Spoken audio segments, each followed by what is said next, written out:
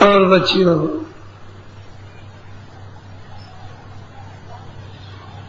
आपका गृहस्थ आश्रम है।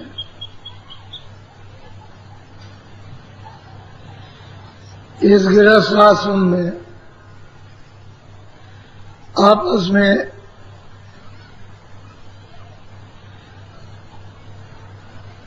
क्रोध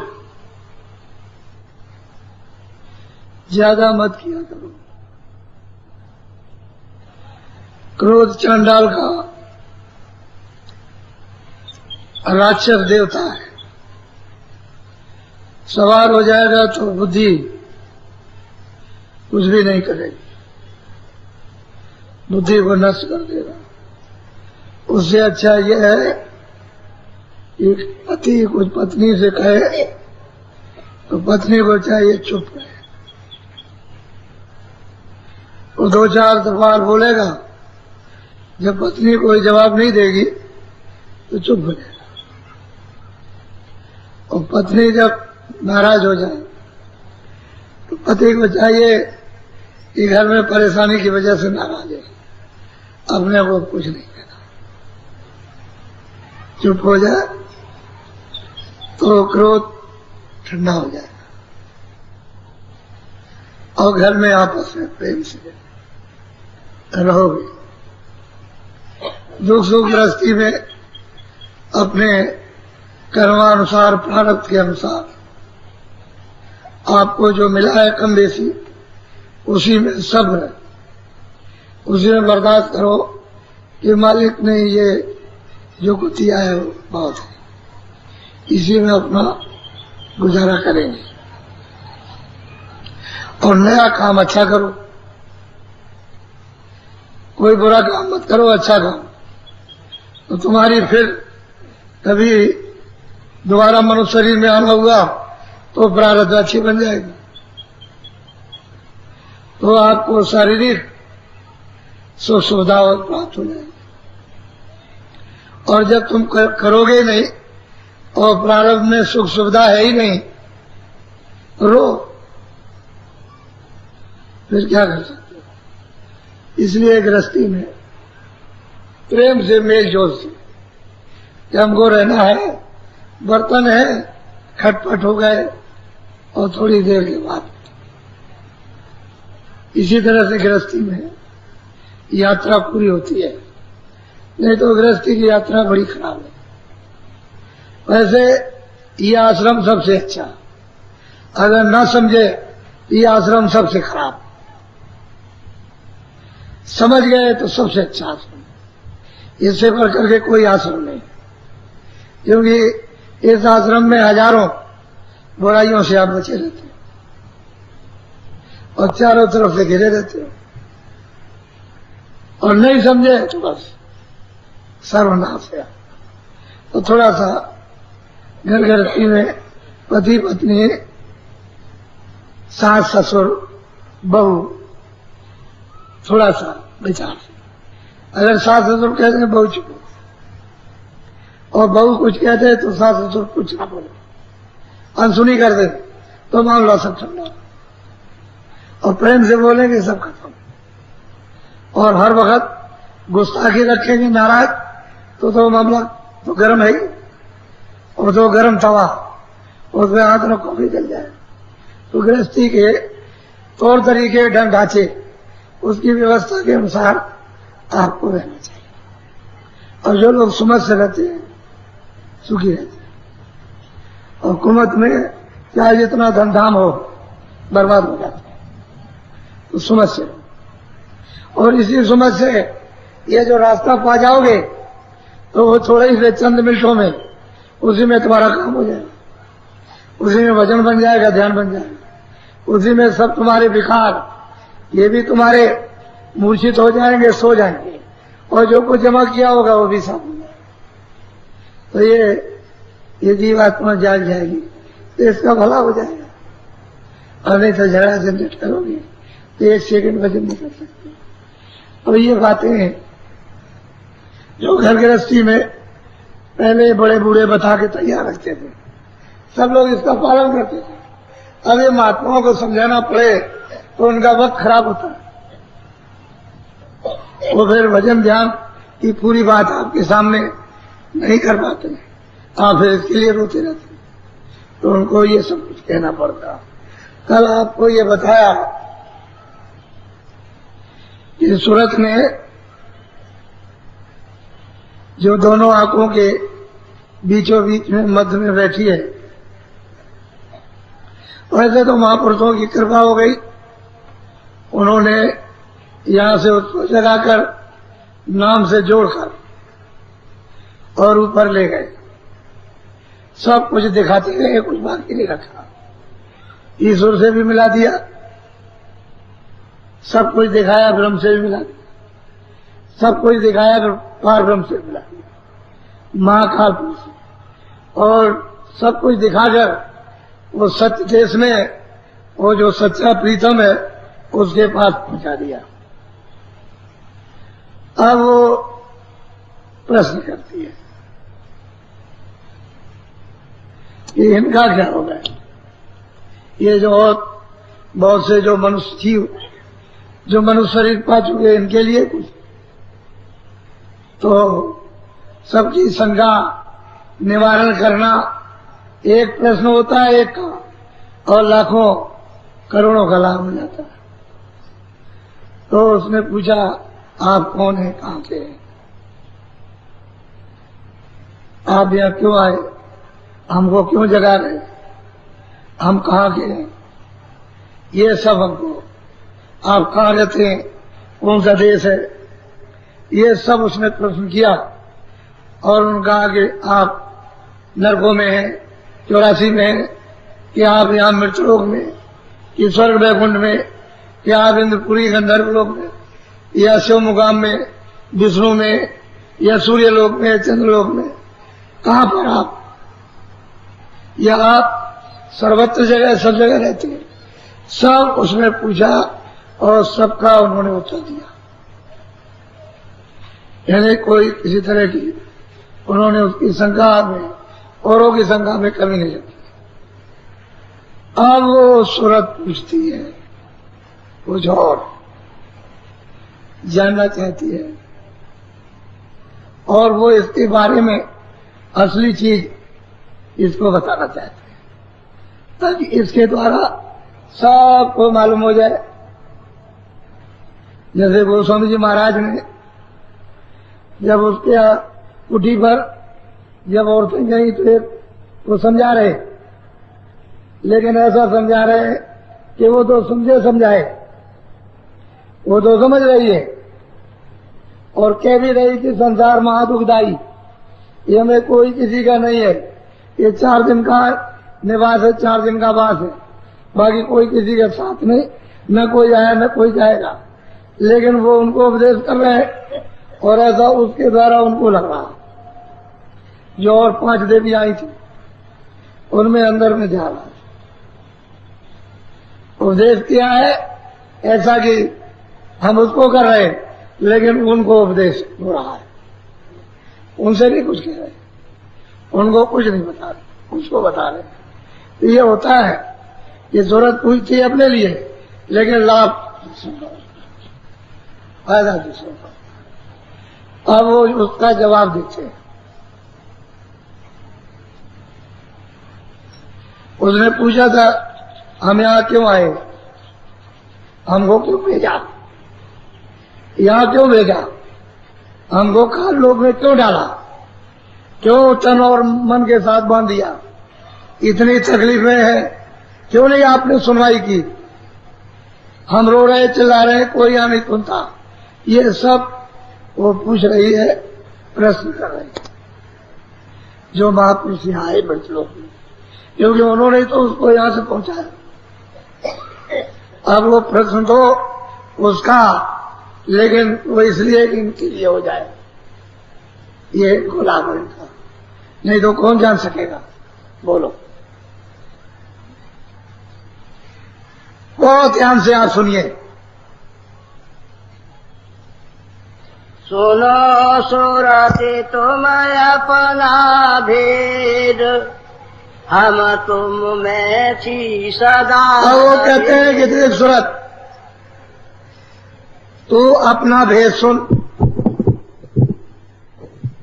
तेरा भेद क्या था कि तुझ मुझ में थी, अभेद कोई मैं ही था, मुझ में थी, अभेद थी, कोई भेदभाव नहीं था। मेरा रूप था, मेरा आनंद था, मेरी शक्ति थी, मेरा ज्ञान था, इससे तो अलग तू थी नहीं। अभेद थी, कोई भेदभाव था नहीं। जो मैं था वो तू, और तू है वो मैं हूं। अब वो महापुरुष है, उसको उसके प्रश्न का उत्तर देके समझा रहे। क्यों समझ में आएगा? ये यहां से वहां पहुंच गए, तब उसकी समझ में आएगा कि उसको ले आएंगे, क्योंकि वो भी है, वो भी है, और वो भी जा रहे, वो भी जा रही।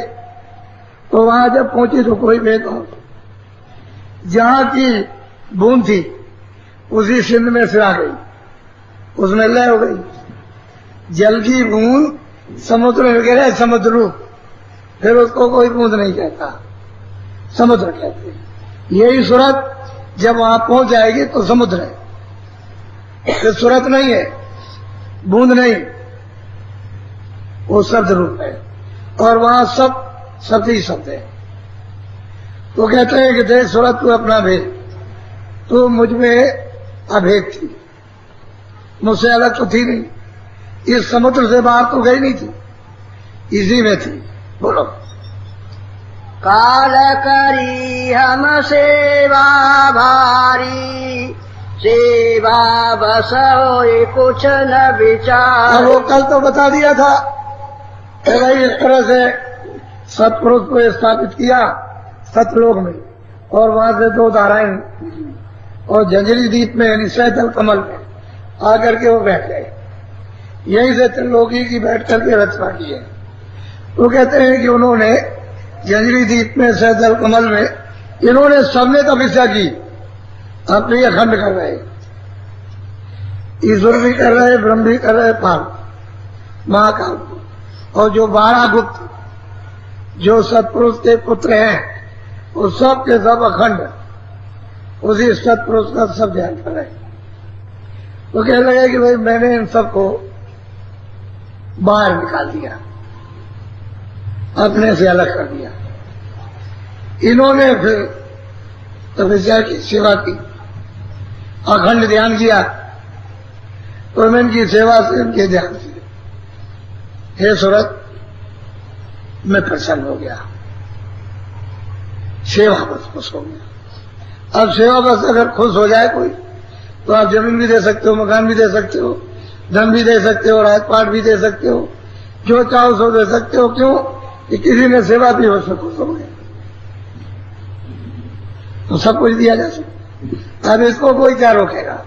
अब उनकी इच्छा थी, उनकी मौत थी, मर्जी थी, उन्होंने अपने से अलग किया, इन्होंने सेवा की। और थोड़े दिन नहीं, कितने अनगिनती सतयुग त्रेता द्वापर, कितने कल्प बीत गए, तब तक वो अखंड ये सब सतपुरुष की सेवा करते रहे। अब वो कहते हैं कि देख सुनो, मृत लोग में तू ये पूछ रही है कि मेरा हाल, मेरा समाचार, मुझे क्यों सौंप दिया, मुझको क्यों यहां भेज दिया, दुख सुख में क्यों बांध दिया।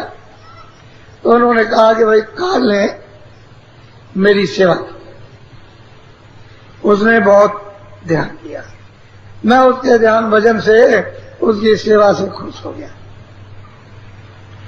तो मैंने कहा कि तुम क्या चाहते हो? तो उसने कहा कि हमको कुछ राज दे दी। कह लगे मैं सेवा के वसीभूत, सेवा से प्रसन्न होकर के, और रचना नहीं बैठ सकती थी, तो यही सुरतों, जब सुरतें दी जाएंगी तभी रचना होगी। वैसे तो मैंने सूरत तुमको उसको सेवा के बस होकर के उसने मांगा, और मैंने तुमको उसको दे दिया।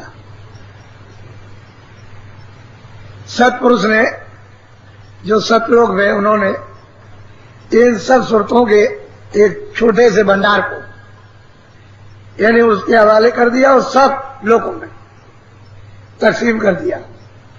जो और लोग हैं सब में उन्होंने दे दिया। ये लो और आप अपना राज करो। इस तरह से इन्हीं शब्दों से उतार करके भेजा गया। बराबर सुरतें शब्द से उतर के आएंगी और जब वापस जाएंगे तो शब्द से जाएंगी, नाम से जाएंगी, आवाज से जाएंगी।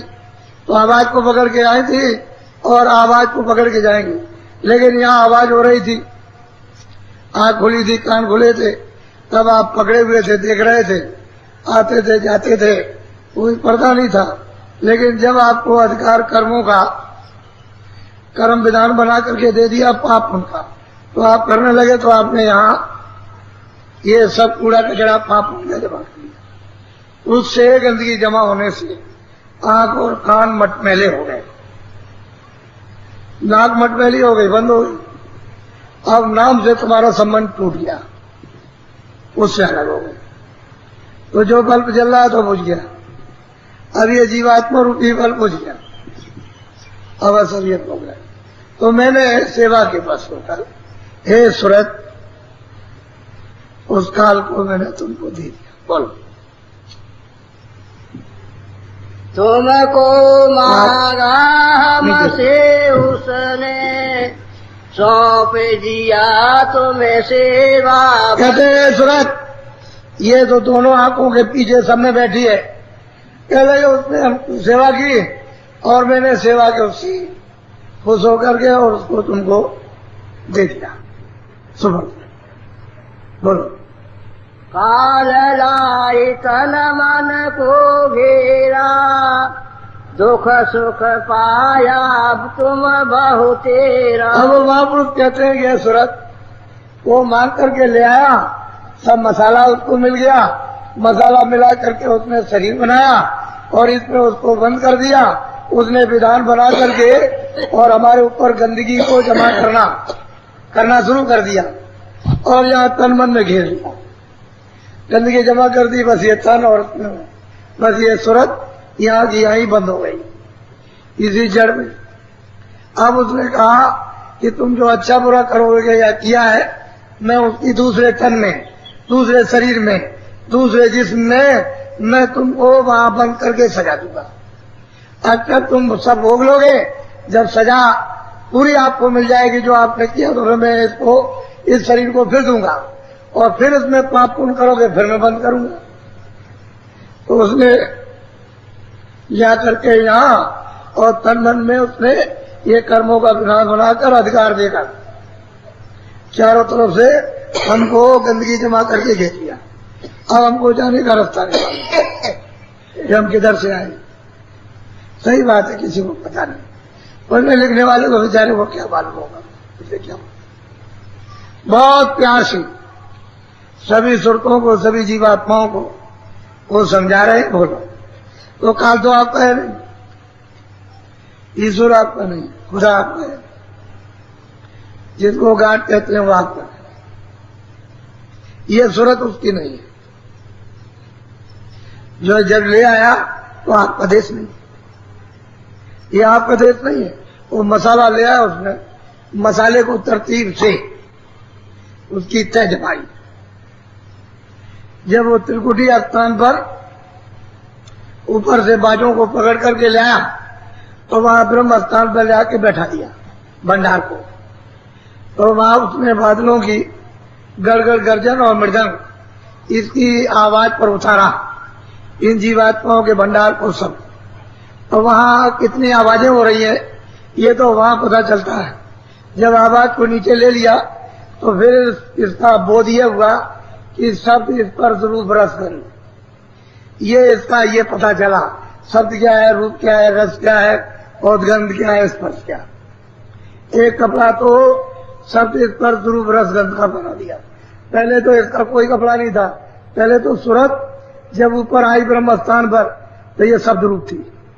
जब उसने ब्रह्म ने अपने शब्द पर इस सूरत को उतारा तो फिर ये उसको बोध हुआ कि ये शब्द है, ये स्पर्श है, रूप है, ये रस है, ये गंध है।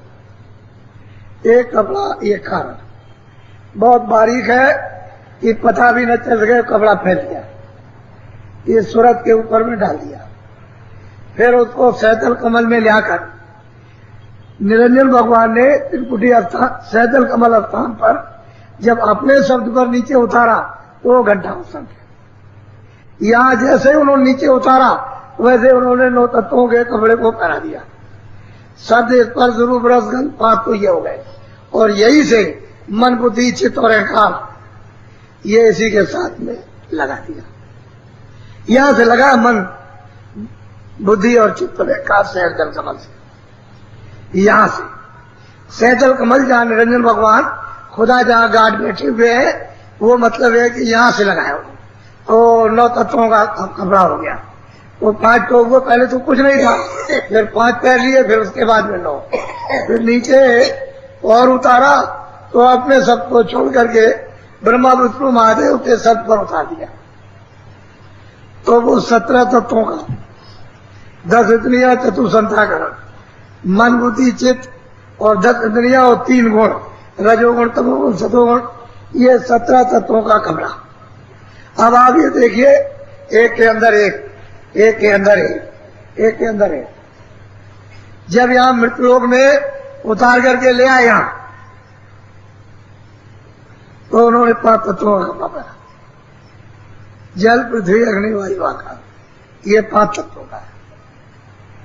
इसके अंदर 17 तत्व, उसके अंदर 9 तत्व, फिर उसके अंदर 5 तत्व।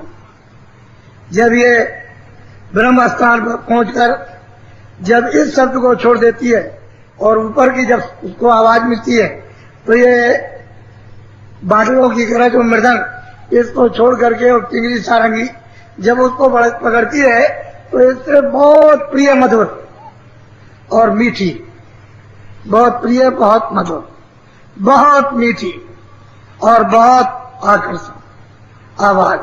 तो जैसे ही उसने उसको पकड़ा तो इसको छोड़ दिया, तो खोल उतर गया। जब इस खोल को उतारोगे, घंटे संग की आवाज में ले हो जाओ, ये खोल उतर जाएगा, जीतेगी।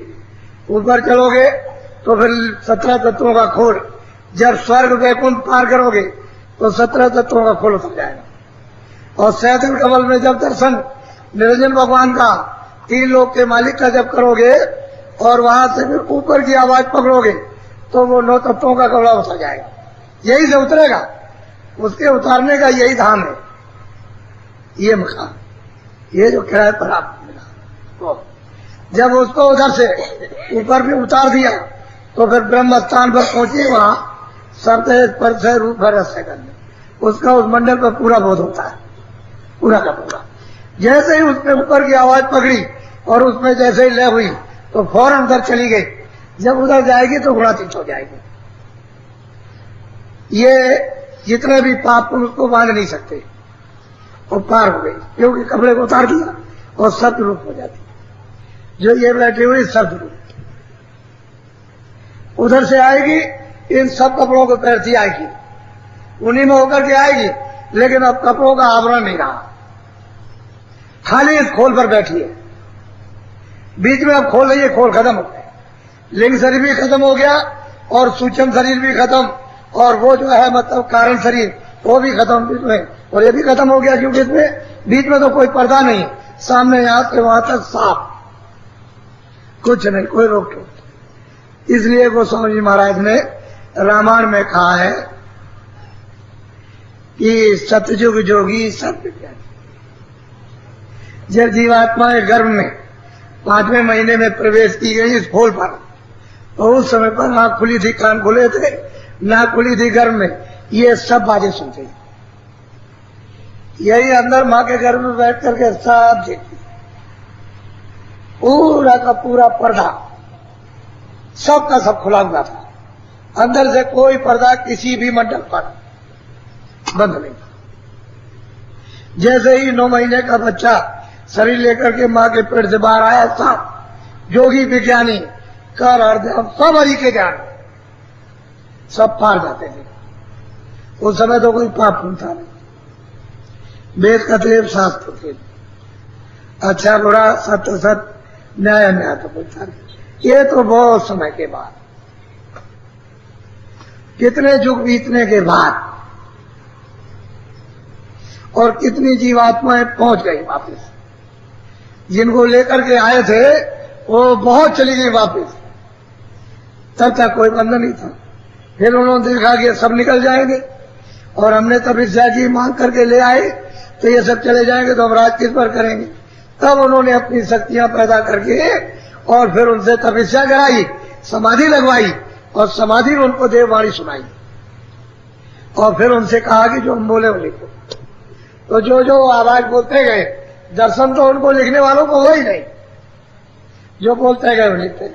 उस समय कागज तो था नहीं, तो भोजपत्र पर लिखा और सबको अधिकार पूरा पूरा ये विधान जो बनाया उसका दे दिया जाएगा कि जो तुम चाहो सो करो, पाप भी करो, पुण्य भी करो, अच्छा भी करो, बुरा भी करो, मारा भी, रक्षा भी करो, जो आपकी इच्छा हो उसको, इंद्रियों से, आंख से, कान से, हाथ से, पैर से, मन से, बुद्धि से, जो चाहो, और जो तुम करोगे अपना अपना भोगो। ये तिथि और तारीख है, इसके बाद पुण्य भी लगेगा और पाप भी लगेगा।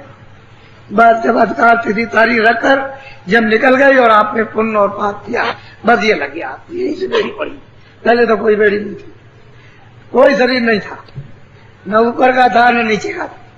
उनमें से चारों शरीरों में न कारण न कुचम और न मतलब ये कि लिंग न कुछ, खाली खोल पर ये यहाँ बैठे और सीधी रोज जाती थी, किसी तरह कोई बंधन नहीं था, सबका दर्शन, ईश्वर का भी, ब्रह्म का भी, पार ब्रह्म का भी, सबका। स्वर्ग में भी जाएगी, वैकुंठ में भी जाएगी, ब्रह्मांड में भी जाएगी और पार ब्रह्मांड में भी, परे भी जाएगी। कोई रोक टोक किसी भी देश में, किसी अनंतों लोकों में जो इतने बड़े बड़े कोई।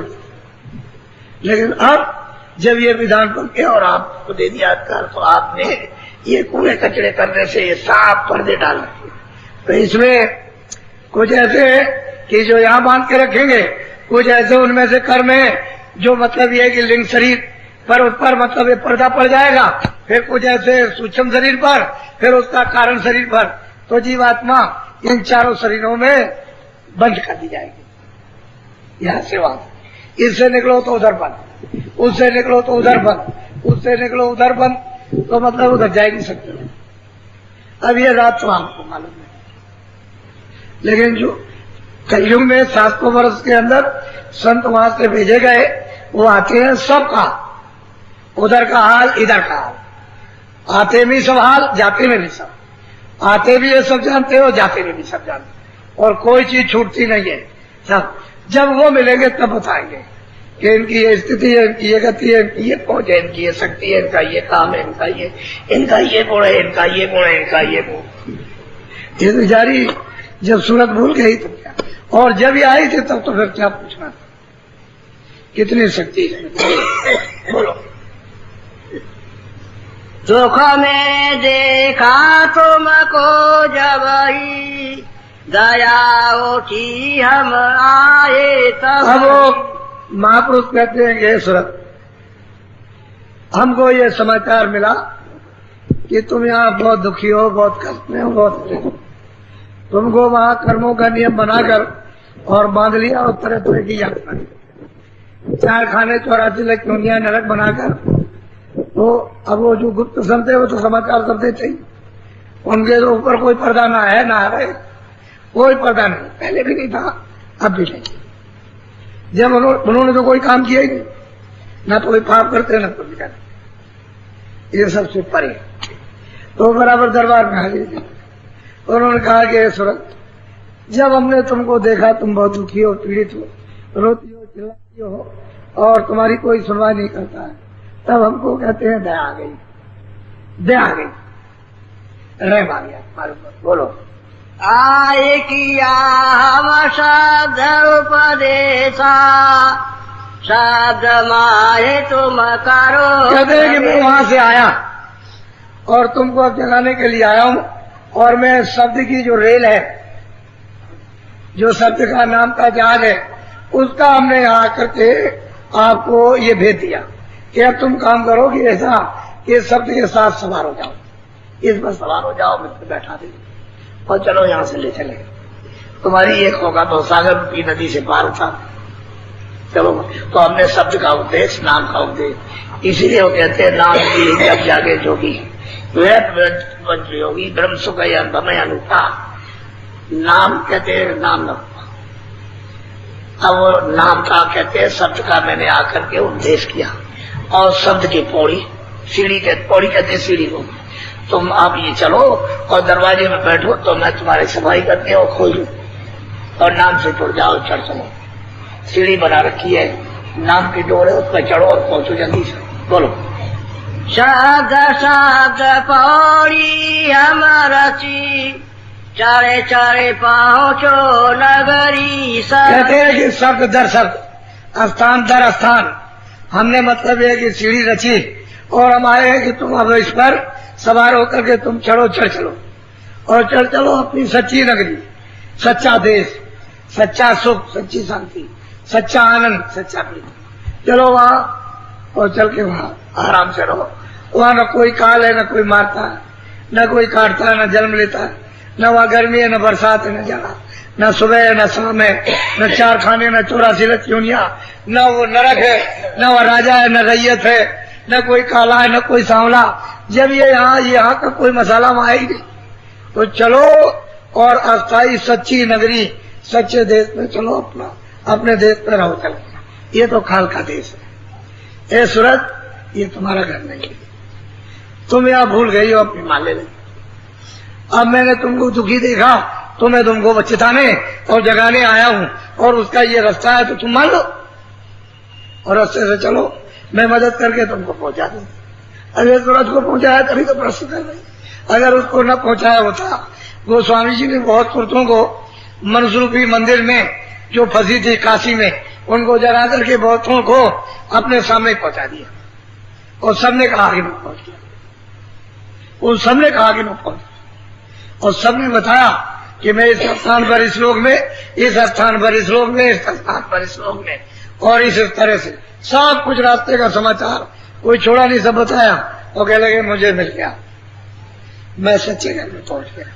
तो कहने का ये कि जो भी आएंगे वही काम करना, लेकिन पहले इसका रास्ता खुला नहीं। 700 वर्ष के अंदर ये रास्ता जीवों के वापिस जाने का ये खोला, पहले नहीं खुला। जब से बंद किया तब से बंद ही है। अब ये रास्ता खुल गया। अब जीवों को चाहिए जल्दी से कि जल्दी अपने घर के रास्ते को जल्दी से पकड़ें और मदद लेके जल्दी चल पड़े। अब क्या बात है, ये तो आपका घर है। बोलो गोंद देश को छोड़ो अबई, सिंध देश चले खेलो। और कहते हैं सूरत, ये सारा देश बूंद का है। अरे बूंद का ये देश है। बूंद देश में एक बूंद थी, उसने ये सारा पसारा। तो यहाँ सिंध कहाँ मिलेगा? अनजान में इसी को कहोगे कि यही सिंध है तो कैसे हो जाएगा? मेढक कुएं में रखा, कोई कहेगा करके भाई समुद्र बहुत बड़ा, तो वो इधर से छलांग मारी उधर, कह लगे इतना बड़ा।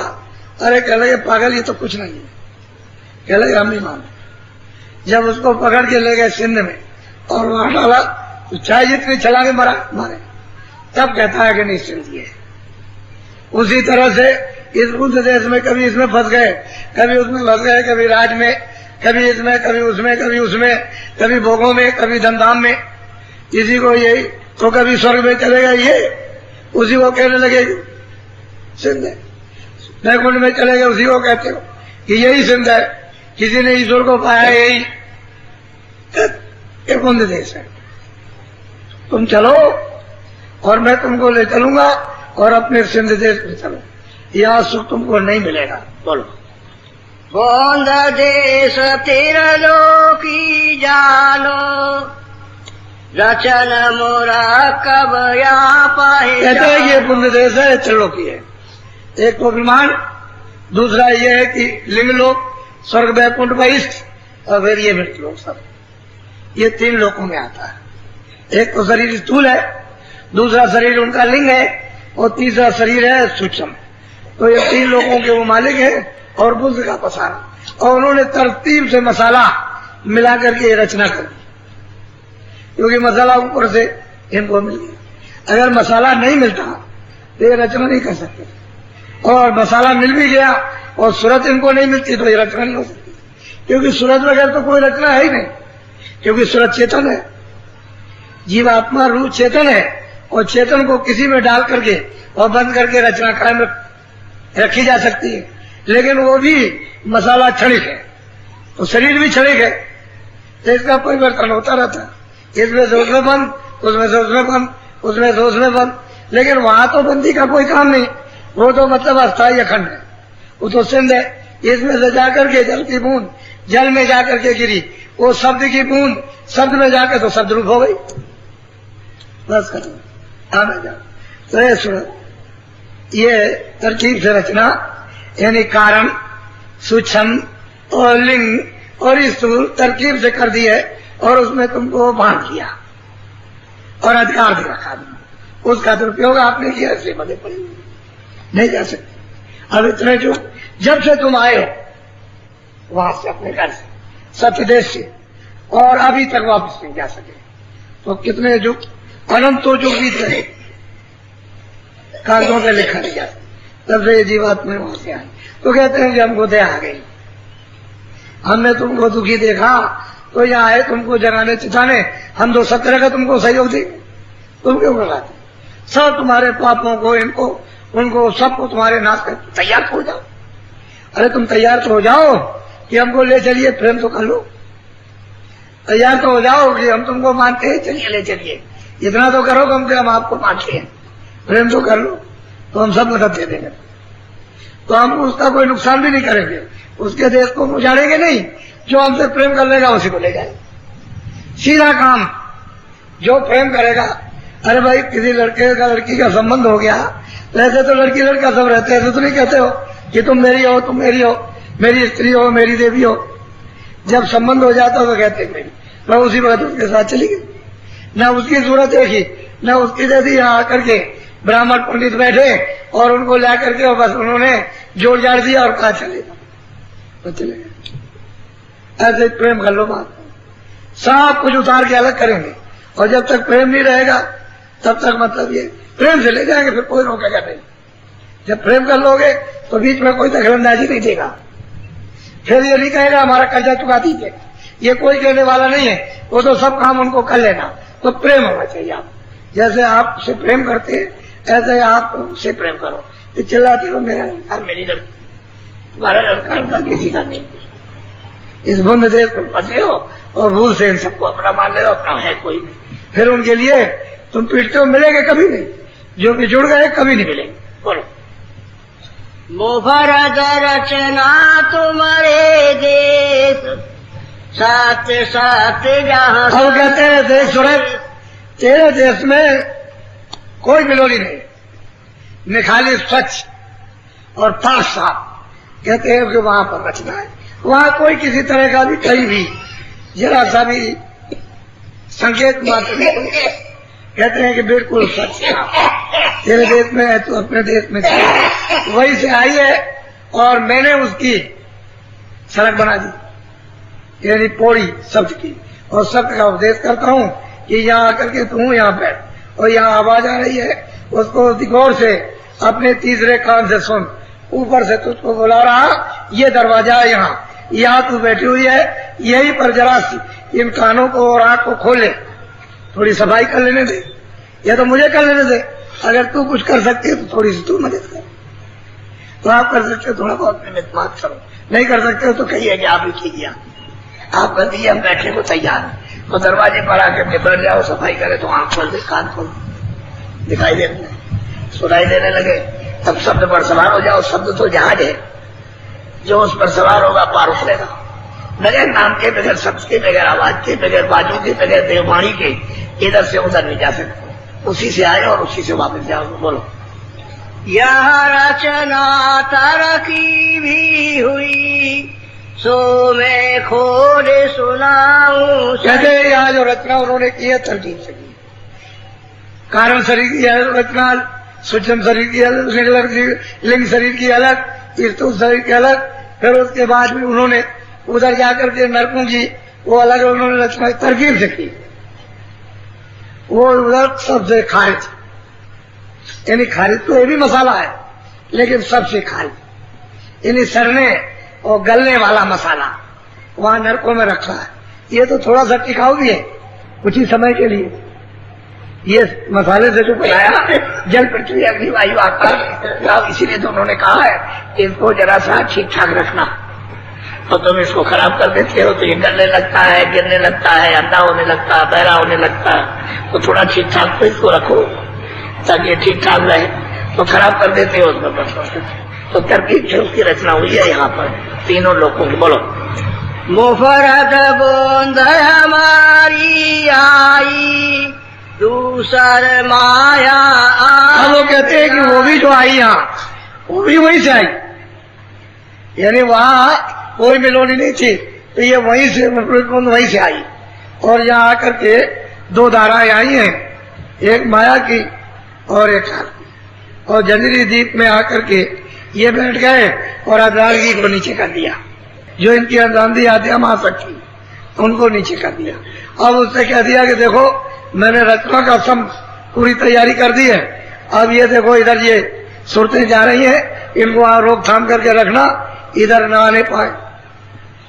आद्या महाशक्ति ने वो मतलब ब्रह्मा विष्णु महादेव को काम सुपुर्द कर दिया कि देखो इधर ये काम देते हैं उत्पत्ति का, प्रलय का, पालन का, ये तुम लोग काम करना। तो उन्होंने कह दिया देखो ये काम करेंगे यहाँ सृष्टि का, यहाँ का, लेकिन मेरा भेद न जाने दो। तो जो निरंजन भगवान उनका वेद इनको मालूम है, आद्या महाशक्ति का तो इनको करात कर। तो कहते हैं कि सुरतों को तरतीब से ले आए और फिर यहाँ माया जाल में फंसा दिया, छाया में। माया जाल कहते हैं कि माया की छाया, हाथ किसी के ना रोते रहो, चिल्लाते रहो, हमको दे दो, हमको दे दो, हमारा है, हमारा है, हमारा है, हमको दे दो, हमारा। और किसी की नहीं है, ना राजा की, ना रैयत की, ना आपकी, ना इसकी। भाई इसके लिए रोते चिल्लाते उलझ गया। बोलो। पांच तात तीनों गुण मिले, ये सब 10 आपस में। ऐसे 5 तत्व जल पृथ्वी अग्नि वायु आकाश और 3 गुण रजोगुण तमोगुण सतोगुण और 10 इंद्रियां, इन्होंने मिल मिला करके और ये तो मान हो गया। अब रात में आप आनंदी की खोज, आपकी आनंदी की है कि हमको आनंद मिल जाए, हमको आनंद मिल जाए, हमको धन में मिल जाए, खाने में मिल जाए, देखने में मिल जाए, भोग में मिल जाए, बच्चों में मिल जाए, राज में मिल जाए, पाठ के सब चीज आनंद की खोज है। खोज और किसी चीज की नहीं, इसमें है नहीं है। सबसे बड़ी बात है कि इस जहां ढूंढ रहे हो नहीं है, और वो चीज यहाँ मिलेगी नहीं आप। तो उसको आनंद को तो आपने छोड़ दिया, यहाँ घाट पर छोड़ दिया, उससे अलग हो गए, उससे भिन्न हो गए, जुदा हो गए। अब वो मतलब आनंद आपको मिलता रहे। कोई जानकार में जाए तो घाट पे बैठा है, और घाट पे बैठा के जीवात्माओं बंधुओं को जगा के यहाँ उसे आनंद के स्रोत से, उससे मुंह से, दरवाजे से मिला दे, तब तो आपको आनंद मिलने लगे। और वो आनंद छूट गया, अभी ढूंढ रहे हो तो इंद्रियों में जाए, तो इंद्रियों में तो कहीं आनंद मिलने वाला। ये तो जितना ही अग्नि पर की डालोगे उतना ही जलेगा, ये इतना ही भोगों में उसको फंसाओगे आग जलेगी। आग जैसे फूल जलता, ऐसे आपने अपने शरीर को भोगों में गला दिया, जला दिया, कुछ रहा नहीं है। ये शरीर कुछ है नहीं आप और मिला कुछ नहीं। बोलो। रल मिल कर इन रचना ठानी, 3 लोक और चारों। कहते हैं कि इन्होंने आद्या महाशक्ति ने इन्होंने मिलजुल करके मसाला रचना करके 3 लोक और 4 खानी और नरक, ये सब इन्होंने तैयार कर दिया। और फिर उसके बाद आप अधिकार देखो कि आप जाने लगे। अब वो क्या करेंगे, वो तो कुछ नहीं कर सकते। यदि वो कुछ नहीं कर सकते तो बिल्कुल अलग है। आद्या महाशक्ति भी अलग होगी, कुछ नहीं करेगी। वो तो जिनको काम सौंपा उन्होंने काम दे दिया कि तुम प्रलय का काम, तुम पालन का, तुम मतलब उत्पत्ति का काम करो, तो अपना करते रहो। बोलो। जहाँ मिलोनी तहाँ विचार, एक एक में कहा विचार। अब वो कहते हैं जहाँ मिलोनी है, अब स्कूल की मिलोनी है तो वहाँ अलग अलग भिन्न है। जहाँ मिलोनी वहाँ विचार, और जहाँ मिलोनी नहीं है वहाँ कोई विचार नहीं। तेरे घर में कोई मिलोनी नहीं, तुम वापिस चल अपने घर, आनंद सुख से रहना। और सुख का था सागर। अब तो यहाँ पड़ी ये देख लीजिए, तो जिसको पहुंचा दिया वही प्रश्न कर रहे, और वो आपके लिए। ये बेचारे आएंगे इनको मैं कहाँ का रहने वाला। महात्मा क्यों आते, इनको लाभ होगा। वो क्या करते हैं, जीवों को आके जगाते हैं, नाम से जोड़कर और वापस ले जाते, आपको पता ही नहीं चलता। बोलो। हमारे देश एक सतनाम, वहाँ विचार का कुछ हम बिल्कुल साफ कहते हैं कि हमारे देश में सत्य ही सत्य का पसारा, वहाँ कुछ नहीं, कोई विचार विचार, कोई असत, कोई छल कपट, कोई फरे हुए कुछ नहीं हुआ। तू वहाँ के रहने वाले चल वहाँ, चलो सुरको वहाँ। ये जीवात्मा है, वहीं से आए, अपने सदेश से यहाँ फंस गया। अब ये फंसे फंसे ये हालत होगी। कितना भी समझाओ, कितना भी बताओ, अरे जल्दी करो, देर मत करो, मनुष्य किराए का मकान है, अरे बच्चों जाने वाला है, जब शरीर से जीवात्मा निकाल दी जाएगी, खेती दुकान दफ्तर राजपाट धन दौलत अच्छे बच्चे कच्चे सब छूट जाएंगे। हम भी यही कहते हैं कि हम किराए के मकान में, ये मेरा मकान नहीं है, किराए पर उन्होंने दिया, कहा कि भाई तुम अपना काम कर लो और मेरा मकान तुम तैयार रखो देने के लिए, शुद्ध साफ देना। तो हम क्या ले जाएंगे, क्योंकि ये तो किराए का, ये सामान अपना तो है नहीं है। ये तो उसने कहा कि देखो मेहनत मशक्कत करो और जो कुछ बटोर बटार कर अनाज सब्जी फल ले आओ, इसकी मलम पट्टी कर दो युग के मुताबिक। सतयुग में दूसरा भोजन, त्रेता में दूसरा, और द्वापर में फिर और तीसरा, और कलयुग में अलग, तो इसकी मलम पट्टी करवा, इसको नहीं रोकी रहो। लेकिन वास्तव में हकीकत यह है कि किराए का मकान है ये आपका मकान। तो जब ये मकान खाली हो जाएगा तो इसीलिए तो सब चीजें इकट्ठी की हैं। जब ये मकान खाली हो गया सामान तो ये पड़ा, ये आपको समझाने की जरूरत। तो मैं तो कुछ ले नहीं जा सकता, तो आपसे ये कहूं कि आप ले जाओगे। ये आपको भी समझाना कि जब मैं कुछ नहीं ले जा सकता हूं तो आप भी यहां से कुछ नहीं ले जाओगे, इसलिए आप अपने देश में चलो, अपने घर में चलो। वो तो खुद ही कहते हैं कि इनको पापों से बचाओ। अब मैं क्या करूं, मैंने तो विधान बना दिया, अब मैं उसको पलट नहीं सकता हूं, लेकिन इनको रोको और ये कोई पाप पुण्य न करें और ये धीरे से अपनी सफाई करा करके चले जाए। तो वो तो कह रहे हैं, लेकिन अब क्या करें, विधान बना करके अब पलट नहीं सकते। और तो महात्मा आते हैं। बोलो। करे विचार इन धोखा खाया, बूंद माई जाई बस कहते हैं कि विचार जहां मतलब माया के जाल में आए, बस विचार इन्होंने सबने धोखा खाया और बूंद के बूंद में फिर चारों खानों में फंसे रह गए। उधर अपने घर में, अपने सिंध में, अपने अपने प्रभु के पास कोई नहीं जा सका, सब नहीं फंसे रहे। तो आपको उत्तर मिल गया। मुझे तो सिर्फ इतनी बात आपको बतानी है कि मैं कोई अपनी तरफ से नहीं कह रहा हूं, और भी महापुरुष समय समय पर आए, उन्होंने भी कहा। लेकिन ये किताबें उन्हीं के काम आएगी जो उधर आता जाता। जब तक आने जाने वाला नहीं मिलेगा तब तक इन किताबों का प्रमाण कोई नहीं दे सकता। जो उधर आएगा जाएगा और उधर देखेगा, जिसकी जीवात्मा जाग जाएगी, जो उधर उन पदों को जो प्राप्त करेगा उन लोगों को, वो तो इन किताबों का प्रमाण दे सकते, बाकी कोई नहीं दे सकता। कि उनके पास तो मतलब ये ज्ञान है, वो आध्यात्मिक ज्ञान है। तो ये तो झगड़े वाला ज्ञान है, तो झगड़े वाला इसमें क्या समझ में आएगा। ये तो कोई साधना तो आपने की नहीं, और वो साधना का आध्यात्मिक ज्ञान है, ये भौतिक बुद्धि का ज्ञान। अच्छा, ये आज गुरु पूर्णिमा का दिन है। हिंदुस्तान में लोग इस गुरु पूर्णिमा के यानी उत्सव को इसलिए मनाया करते हैं कि हमारे गुरु हम पर दया करें और हमारी आत्मा को जन्म मरण 84 से बचाए। इसलिए लोग यानी पूजा करते हैं और उनसे आशीर्वाद चाहते हैं। ये बहुत दिनों से ये उत्सव गुरु पूर्णिमा का, पूनम का चलता चला आ रहा।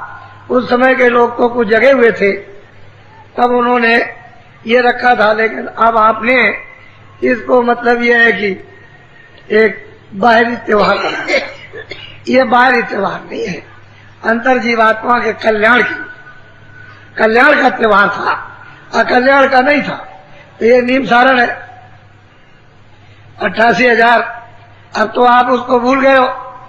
चरितार्थ में भी वास्तव में कहने में भी आपके नहीं आता कि 88,000 ऋषि आए थे, इस तरह की मंत्रणा की थी, तो लोग इसको बहुत कम देश में जानते हैं।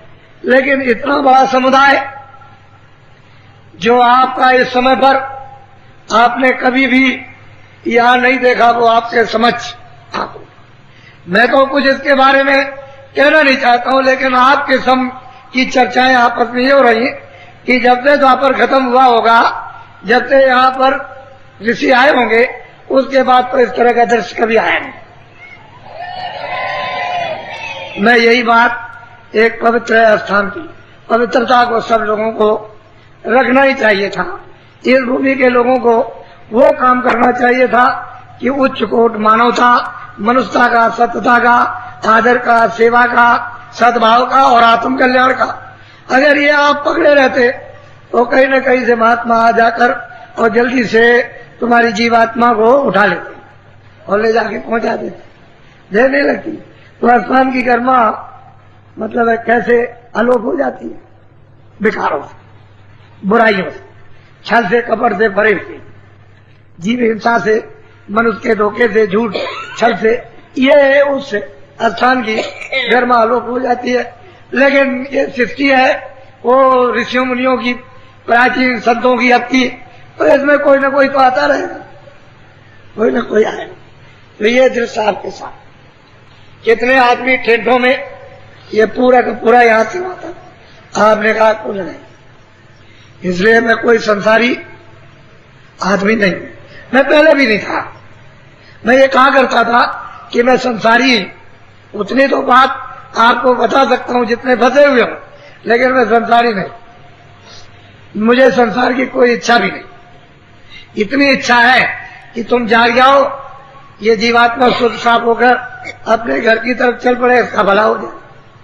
ये तो सेवा की इच्छा है, लेकिन और कोई इच्छा, और तो एक किराए का मकान है जो मेरे भाग का है, बना दिया, वो तो मुझे उतनी इसकी सेवा के लिए रोज मिलेगा, एक श्वास लेके उसमें मिल जाएगा।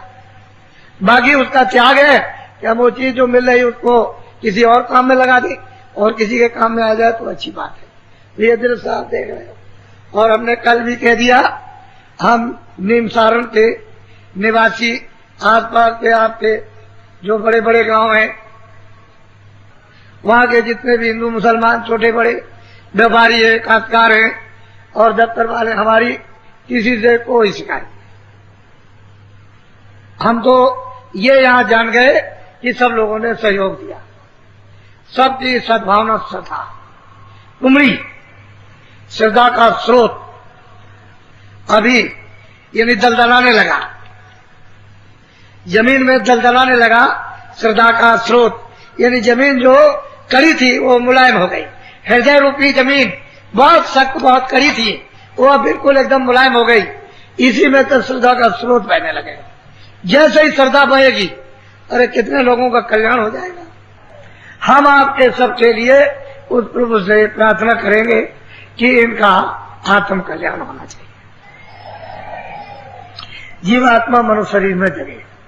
इतना तो हो जाए कि कल रात को अगर मान लो समय पूरा हो जाए, शरीर छोड़े, हिंदू मुसलमान छोटे बड़े अमीर का भी, तो कम से कम इनकी जीवात्मा की उस समय पर हिफाजत, रक्षा, संभाल हो जाए, संभाल हो जाए। फिर आप 84 न जा सको नरकों में, काम तो नरकों के जाने के किए, लेकिन नरकों में न जा सको, ऐसी संभाल हो जाए। तो अब थोड़ा तो कुछ ना कुछ हाथ में कुछ आपको पकड़ना ही पड़ेगा, क्योंकि बिना हाथ में पकड़े टिकट के जब वो आएगा पूछने कि भाई लाओ टिकट तुम्हारा किधर है, तो कम से कम टिकट तो दिखा दोगे कि ये टिकट है, हमको किसी ने दिया।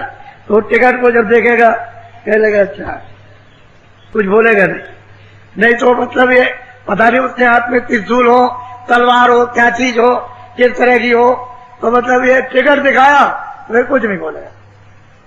जब नहीं बोलेगा तो ये समझ लेना कि हमारी समाज, उसके लिए हम आपको अभी बता देते, हमारा गुरु पूर्णिमा का ये 10 दिवसीय जो कार्यक्रम इसके साथ जुड़ा हुआ है, महामानव प्रायश्चित नीमसारण की भूमि पर।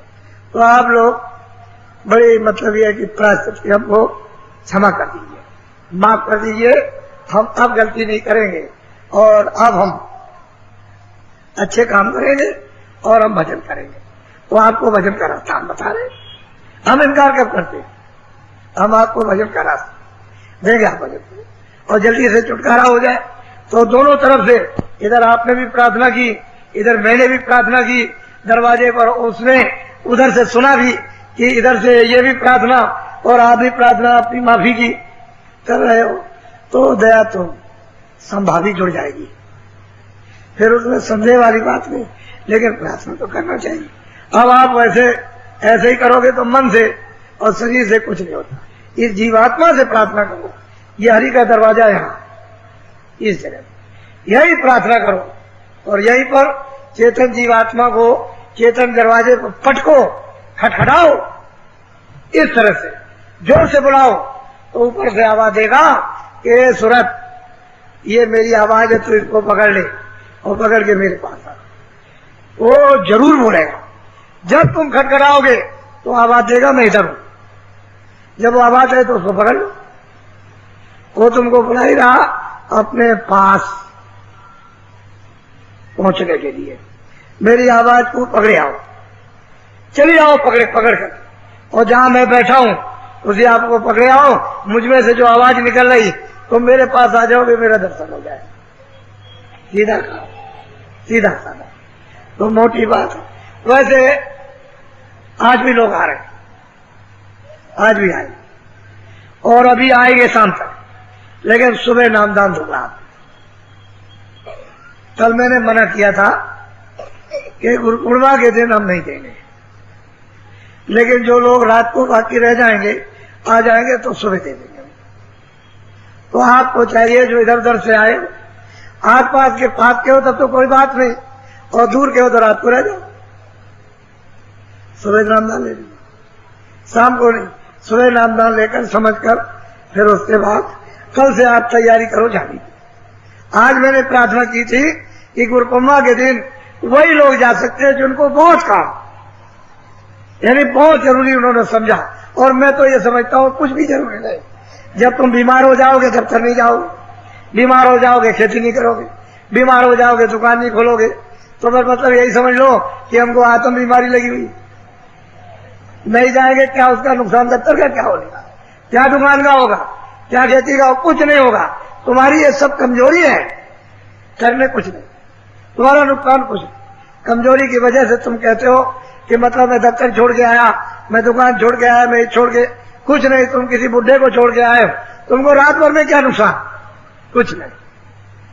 तुम जिसके लिए आए हो तुम ये आजमाइश करो कि वो तुम्हारी सवाल करता है कि नहीं करता, लेकिन कुछ नहीं है। जब तुम कुछ नहीं समझते हो तभी तो धोखा खा जाते हो। इसलिए आप सुबह नामदान लेकर के जाओ। जिन लोगों को नामदान नहीं मिला कल मिल जाएगा, और आज उनको नहीं मिला, वो नहीं जानते हैं कि आंख कैसे बंद कर दिया की जाएगी, कान कैसे बंद किया जाए, तो हम बता दें। ऐसे बैठना, एक थोड़ा सा कपड़ा, अभी तो यहां तो कैसे भी करो, लेकिन ऐसे करो। आंख भी दोनों ये बाहर की बंद करना और दोनों ये उंगलियां कान में। ये जीवात्मा बैठी हुई है दोनों आंखों के ये मध्य में, सेंटर में, दरमियान में। उस जीवात्मा में एक कान है, उस जीवात्मा में एक नाक, उस जीवात्मा में एक आंख। शरीर में 2 आंख 2 कान 2 नाक। अब आपको ये पता चला कि 3 आंख है, 3 कान है, 3 नाक। आपने कभी भागवत या कभी रामायण या कभी और कथा वार्ता आपने सुनी, किसी ने आपको बताया कि 3 नाक है और 3 कान है? कुछ नहीं, कोई जिक्र नहीं होता। वो जीवात्मा में चेतन आंख, चेतन कान और चेतन नाक, वो सतलोक से जब अभेद में थी तब भी इसमें आंख और कान और नाक, और जब वहां से आई तो लेकर के आई। ये तो जब इस पर पर्दा नहीं था तब तो इसकी आंख और कान और नाक खुली हुई थी, तभी तो जाती थी, और अब इस पर पर्दा आ गया तो आंख और कान और नाक बंद हो गए। ये बाहर के आंख और कान, ये नाक बंद हो जाए तो बाहर के आपको कुछ दिखाई सुनाई देता, तो आपको कुछ नहीं करना। जिनको नामदान नहीं मिला, ऐसे जो जमीन पर बैठे हुए सबके लिए समझाने, ऐसे ये ऐसे हाथ रखना आराम से, ये आंख बंद करना, धीरे से दोनों उंगलियां कान में डालना। ये जीवात्मा बैठी हुई है, इसमें तीसरा कान है, इसके चारों तरफ मन बुद्धि चित्त यही बैठे हैं, चारों तरफ घेर करके उस जीवात्मा को, सूरत को यही कानों के साथ यानी रोक करके रखना और ऊंचा ध्यान देकर ऊपर की। तो तीसरा जो कान है वो अंदर से बनेगा, क्योंकि ये इधर बैठी है दरवाजे पर। इस शरीर में ये रूह, ये जीवात्मा सूरत नहीं है। ऐसे करो तो इधर बैठी, ऐसे करो तो इधर, लेकिन ये जो आकाश है वो यहीं तक है। ये दो आंखों का, दो कान का और दो नाक का, लेकिन जीवात्मा इसके ऊपर बैठी है। इसमें एक आंख है, एक कान है, एक नाक है। तो इसी के ऊपर से देखो, इसी के ऊपर से सुनो, तो ऊपर से जमीन से आवाज आ रही है। सुनाई क्यों नहीं देता कि यह कर्मों की सब गंदगी जमा, तो इसको दबा लिया, आंख भी बंद, कान भी बंद, नाक भी बंद। अब वो इसलिए नहीं सुन पाती है कि आंख और कान, नाक बंद हो गए, गंदगी के कारण। अगर ये सफाई हो जाए तो सुनाई देने लगे, दिखाई देने लगे, सूंघने लगे। ये सफाई हो जाए, सामने ही तो स्वर्ग है, सीधा सामने शुरू हो जाता है, सामने ही स्वर्ग की रचना शुरू होती है। लेकिन जितना वो हृदय है उतना ही तो गंदा है। तो हृदय बड़ा भारी आकाश है, ये संसार के आकाश से बड़ा। ये आकाश जो आप सारे संसार का कुछ नहीं है, ये आकाश बहुत बड़ा आकाश है। इसमें ये बैठी हुई कूड़ा कचरा जमा, इसी को साफ करो, सामने दिखाए। तो आप लोग थोड़ा सा, जो नए लोग जिनको नामदान नहीं मिला वो सुबह मिल जाएगा, लेकिन ये तो कम से कम समझो कि मेरे पास तीसरा कान है, इन दो कानों को छोड़ करके। तो ऐसे बैठ जाना। जब मैं कहूंगा कि आंख और कान खोलो तब खोलना। जो इक्के दुक्के अगल बगल में कोई खड़े हो तो तुम लोग खड़े खड़े करना, आंख बंद कर लेना और ये दोनों उंगलियां कान में डाल के। ये जीवात्मा बैठी, उसमें तीसरा कान है, इसके चारों तरफ मन बुद्धि चित्त को कानों के साथ, झगड़े झंझट पे नहीं, कानों के साथ, तीसरे कान के साथ ऊंचा ध्यान देकर ऊपर की तरफ सुनना। तो देखो आपको सुनाई देता है कि नहीं देता है? अच्छा, ऐसे बैठ जाओ। गुरुदेव जय गुरुदेव, जय गुरुदेव, जय गुरुदेव नाम किसका, जय गुरुदेव नाम किसका, जय गुरुदेव नाम किसका। देखो एक सहज बात, मान लो कि अभी महीने में, 2 महीने में, 4 महीने आप घर जाओगे, मान लो 2 दिन 4 दिन के बाद समय आपका पूरा हो जाए और वो कहे कि भाई समय पूरा हो गया, मकान खाली करो।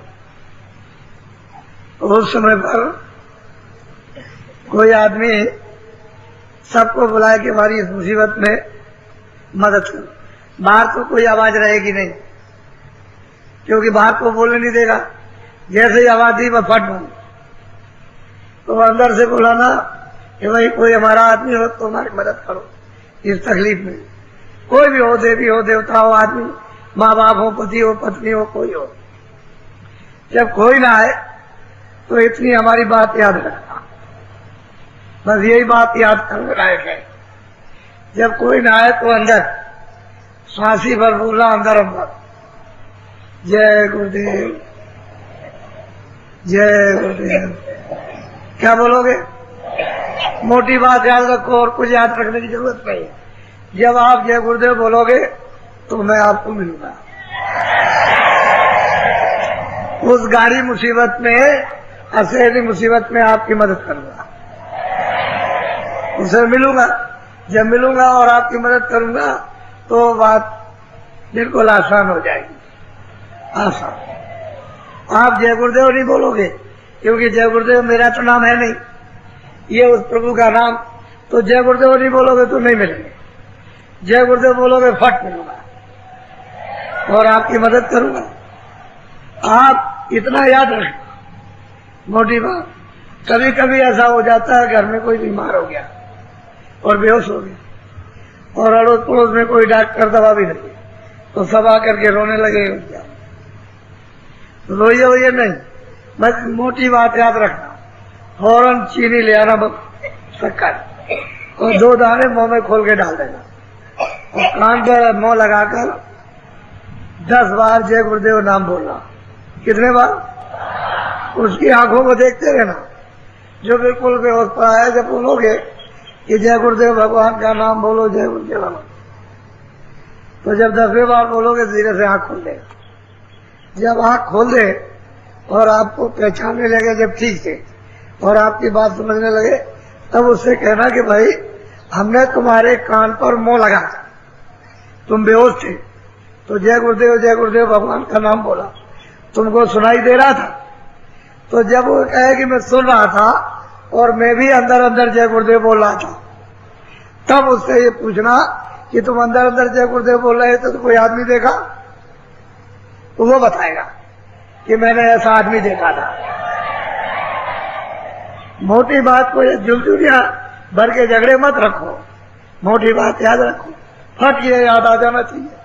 तो रोना होना गाना बंद करो, ये काम में ले लो, ये दवा है। इसमें तुमको परीक्षा भी, जब परीक्षा में सफल हो जाए तो भजन करो। सब घेर घार करके भजन ही कराना है कि जल्दी करने लगो भजन, कि भजन हो जाए, रोज फिर भजन करवा। बोलो जय गुरुदेव, जय गुरुदेव, जय गुरुदेव। नाम किसका? गुरु का ध्यान कर प्यारे,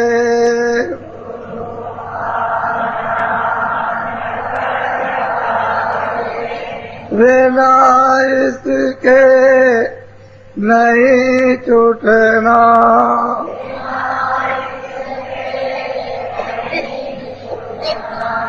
नाम के रंग में रंग जा,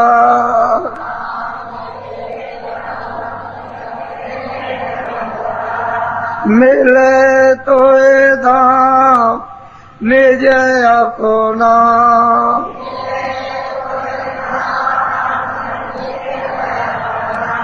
गुरु की तरह जड़ कर ले,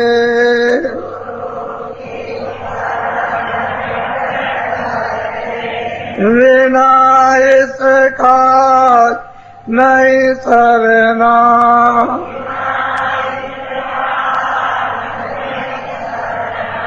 लोभ और मान क्यों चाहे,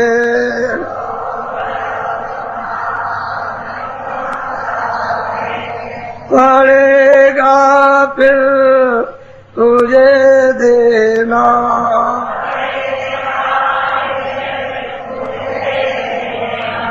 कर्म जो जो करेगा तू,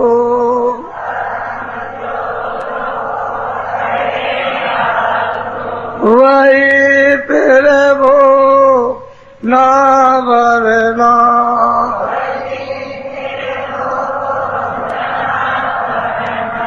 जगत के जाल से ज्यों त्यों,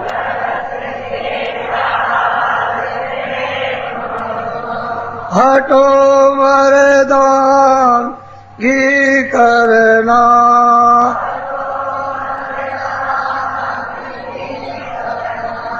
जिन्होंने मार मन डाला,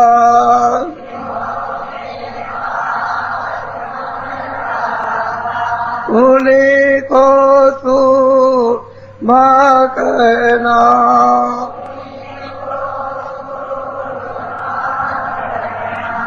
मरा वेरी ये मन घट में,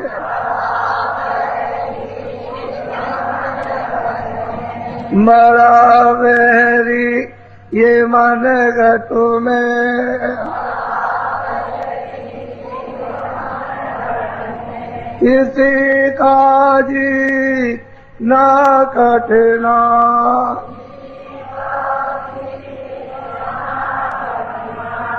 पढ़ो तुम्हें इसी के पीछे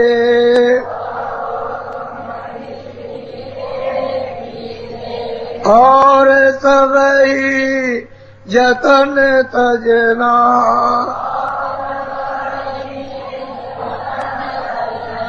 गुरु की प्रीत कर पहले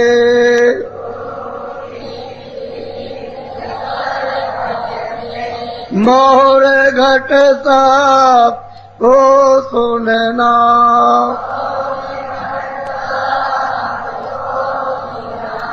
मान दो बात यह मेरी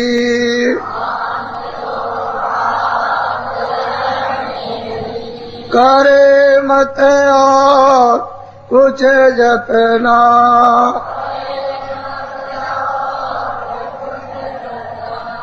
हार जब जाए मन तुझसे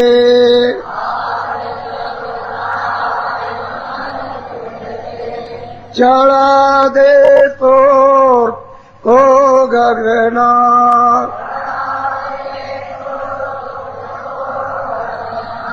गुरु का ध्यान कर प्यारे